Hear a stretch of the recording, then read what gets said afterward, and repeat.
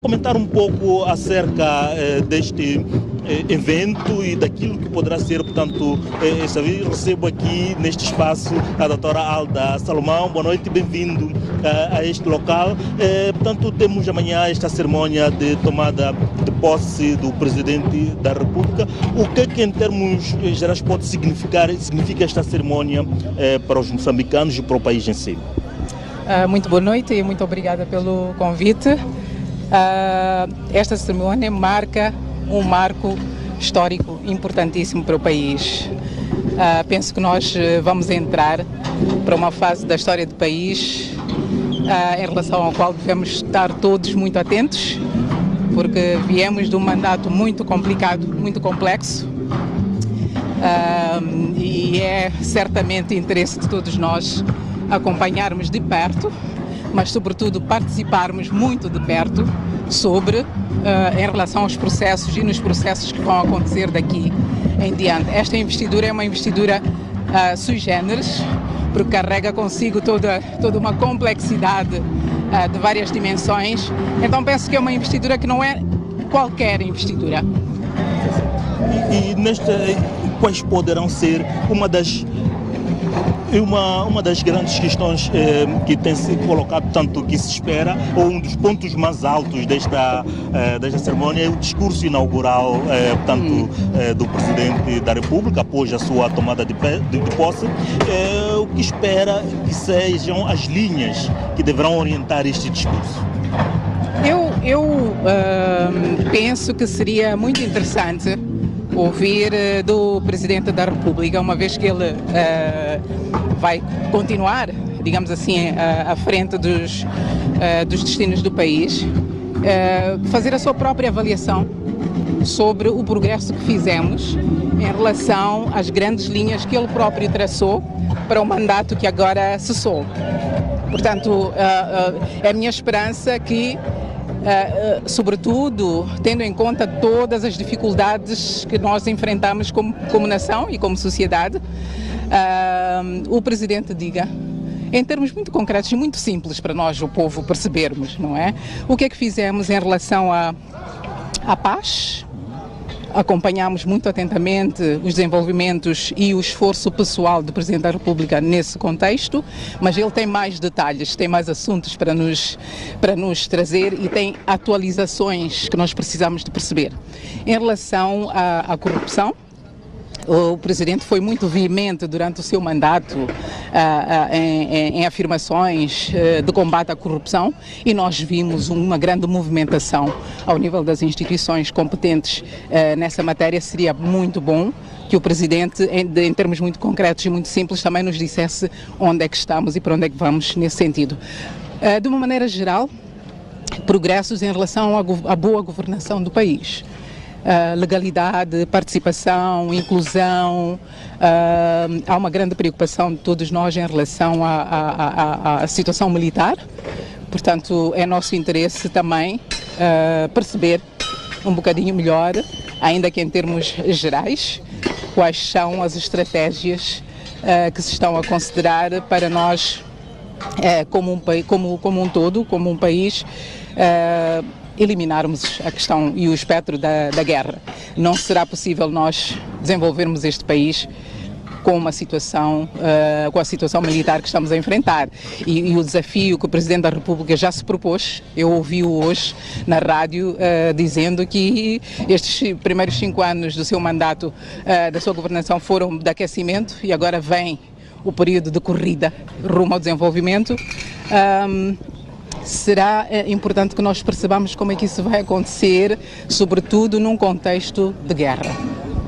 Muito obrigado. Portanto, nós vamos continuar aqui com a doutora. Voltamos à conversa com a doutora Alda Salomão, aqui na Praça da Independência. Doutora Alda Salomão, que desafios aguardam Filipe News a partir de amanhã? Penso que há unanimidade no país em relação ao facto de que a paz é prioridade e deve ser prioridade do Presidente da República enquanto timoneiro dos processos nacionais, mas prioridade de todos os cidadãos deste país. Portanto, se nós temos que escolher aonde vamos encaminhar os nossos esforços, a nossa inteligência será certamente no sentido de encontrarmos soluções rápidas para resolvermos os assuntos que colocaram o país na situação de instabilidade em que está. Portanto, é preciso, é escusado até dizer, priorizar o assunto da paz. É prioridade também do chefe de Estado. Tem agora uma excelente oportunidade para o fazer, credibilizar as instituições do Estado, reorganizar as instituições do Estado. Nós precisamos de ter um Estado funcional, precisamos de ter os pilares de governação pública bem claros. A questão do princípio da separação de poderes é um princípio vital. É um princípio vital para a consolidação e para o crescimento do nosso Estado. Portanto, os esforços que o Presidente da República vai fazer nesse sentido serão determinantes para o sucesso do seu próprio programa de governação. Não é assim? Por outro lado, penso que é também prioridade que o Presidente da República assegure que todos os cidadãos se sintam envolvidos nos processos do país, que as decisões que são tomadas, as decisões estratégicas e estruturantes do país sejam decisões que tenham o acolhimento e a colaboração e contribuição de todos os cidadãos. Portanto, penso que precisamos de consolidar processos de participação pública na tomada de decisões. Isso será muito importante não só para o nosso crescimento social, mas também para mostrar o nível de maturidade que o próprio Presidente da República terá ganho nestes primeiros 5 anos. É importante também não esquecer que nós somos um país que tem uma população muito jovem. Portanto, quando nós falamos, eu mencionei a questão da paz, quando nós falamos da paz, falamos muito, geralmente, em relação à insurgência de Cabo Delgado, aos ataques militares na zona centro, etc. Mas a insegurança e a falta de paz manifesta-se de várias maneiras. Portanto, se nós não conseguirmos acomodar os anseios e as expectativas de todos os cidadãos, mas sobretudo da juventude, nós poderemos estar a criar espaço para que mais focos de instabilidade surjam no país. Então é importante que, para além destes 2 casos concretos que nós temos, também tenhamos a atenção e o cuidado de tentar identificar que outros focos de instabilidade é que poderão existir no país e, de forma preventiva, tomarmos medidas para que eles não evoluam para uma situação também de perturbação social. O país foi assolado este ano por grandes desastres naturais, portanto é importante mencionar a importância que a questão da gestão ambiental tem para o país. Portanto, é preciso priorizar também toda esta questão da sustentabilidade do processo de desenvolvimento. Não é só retórica política, e nós precisamos agora de consolidar todos os avanços que fizemos do ponto de vista da adoção de políticas, de legislação e etc., com programas muito concretos que no terreno nos mostrem que estamos a caminhar para uma melhor organização do país, organização do território, organização da população. Os assentamentos populacionais já se vê, não podem continuar a ser feitos de maneira desorganizada e descontrolada pelo Estado. O Estado precisa de controlar os assentamentos populacionais numa perspectiva de proteção da população contra os efeitos das mudanças climáticas. Durante a campanha eleitoral, o Presidente da República deixou promessas, portanto, quando era candidato a Frelimo, algumas promessas que são estruturantes, como foi a promessa de atribuir 10% do orçamento do Estado para a agricultura, cerca de 2 mil milhões de dólares ano, de providenciar incentivos para as empresas contratarem jovens para o seu primeiro emprego e assim massificar o acesso ao emprego no país, uma exploração sustentável dos recursos, portanto destinar as receitas, tendo em conta que a partir de 2022 começa a exploração do gás, destinar as receitas da exploração dos recursos para investir no setor produtivo. Que tipo de governo ou de organização o Presidente da República terá que adotar para garantir o cumprimento destas promessas? Bom, estas promessas devem ser traduzidas em planos de desenvolvimento setorial que sejam consonantes. Portanto, o Presidente da República faz estas promessas, é preciso que em termos concretos nós tenhamos indicadores que nos permitam verificar em que medida é que todos os setores estão alinhados nesse sentido. O setor da agricultura deve ser capaz de se posicionar no sentido de estar preparado para receber as contribuições que virão das receitas da indústria extrativa. Mas é preciso que isto esteja muito bem claro no sentido de como é que isto vai ser feito, quando e por quem. De maneira que o Ministério da Terra, Ambiente e Desenvolvimento Rural, por exemplo, tenha uma missão muito clara, e o Ministério da Agricultura também, já agora que estamos a falar da priorização que a agricultura continua a ter neste país, estes dois setores deverão estar muito bem organizados no sentido da sua planificação ser feita de acordo com as prioridades que o Presidente da República acabou de mencionar e de prometer que seriam parte do seu mandato. Portanto, acompanhar não só a arrecadação de receitas, mas como as receitas serão distribuídas, é a responsabilidade de todos nós. E o que é interessante nestas promessas que são feitas em campanhas eleitorais é que nós, o povo, e eu gostaria de aproveitar a oportunidade para recordar o facto de que o Presidente da República fez questão de mencionar que nós, o povo, somos o seu patrão.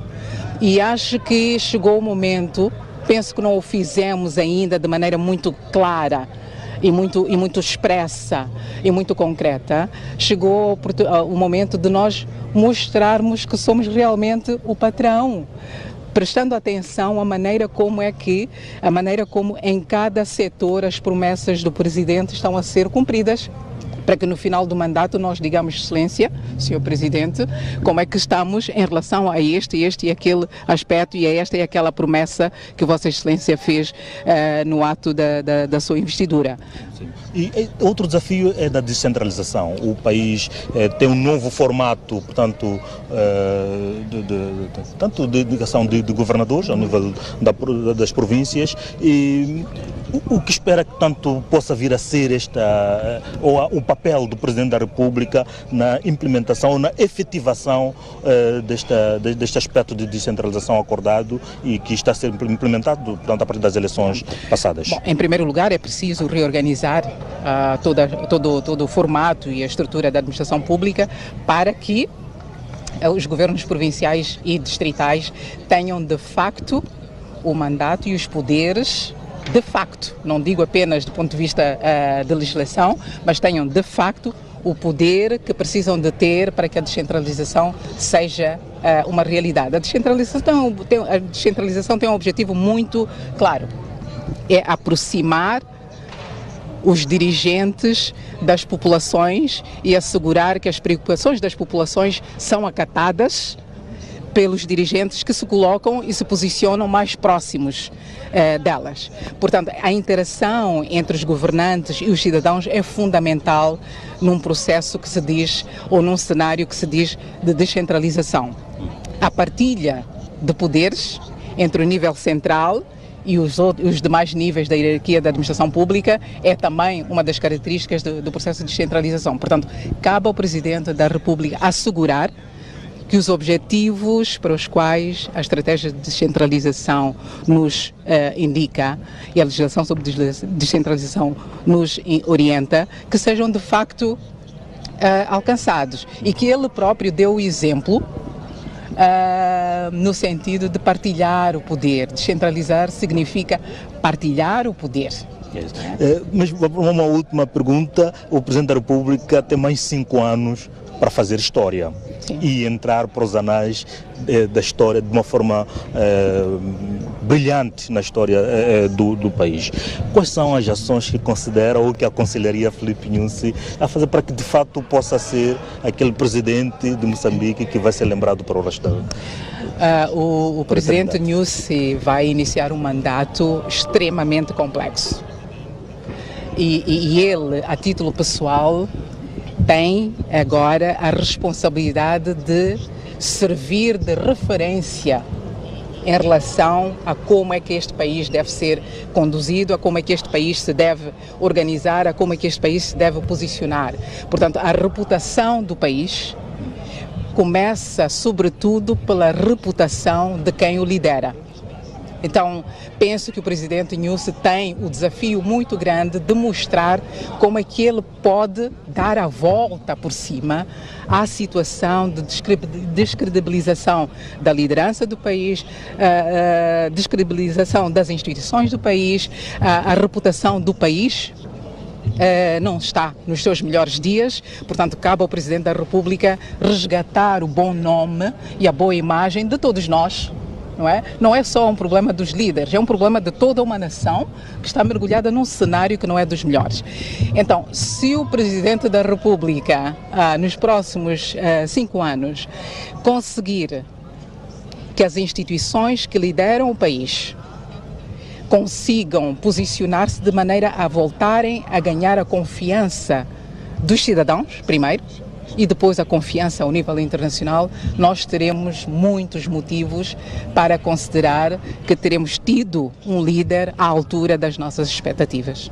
Muito obrigado, doutora Eu é que agradeço. Salomão, Eu é que por agradeço. Muito obrigada. estes comentários e continuamos.